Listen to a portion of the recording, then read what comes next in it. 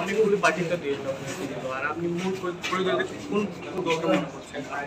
দেখুন, আমরা যেহেতু ভারত একটি গণতান্ত্রিক রাষ্ট্র, ত্রিপুরা সেই গণতান্ত্রিক রাষ্ট্র, ত্রিপুরা একটি রাজ্য, সেখানে গণতান্ত্রিক অধিকার রয়েছে এবং সেই অধিকারে আছে বলেই আজকে বিভিন্ন দলের প্রার্থীগণ আমাদের মনোনয়ন দাখিল করেছেন।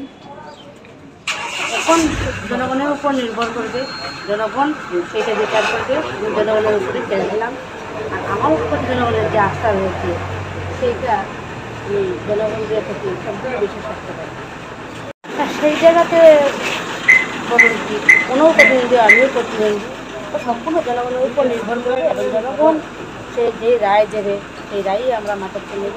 সম্পূর্ণ আমি বিশ্বাস রাখি জনগণ আমার পাশে রয়েছেন এবং জনগণ সম্পূর্ণভাবে আমাকে দেখতে পারে। আচ্ছা, আসন্ন এমন একটি দল যে এখানে কে ছিল না ছিল তার ব্যাপার না, উন্নয়নের কাজ কোনো সময় স্তব্ধ হয়নি, উন্নয়নের কাজ সমাজে চলছে, চলবে। যে সরকার চলছে বিরোধী সরকার এবং আমাদের কাছে যে আমাদের আদরণীয় প্রধানমন্ত্রী রয়েছেন, ওনার যে কাজগুলি, উনি যে যোজনাগুলো চালু করেছেন, আমার লক্ষ্য থাকবো সেই যোজনাগুলো ওনার যে ইচ্ছা, ওনার যে স্বপ্ন, সেই একেবারে যে অন্তত পর্যন্ত পৌঁছানো, আমি সেই কাজগুলি আমি করছি, আগ্রহী এবং সেই কাজগুলি কীভাবে আমি সম্পূর্ণ করা যায় সেই কাজগুলি নিয়েই আমি কাজ করি।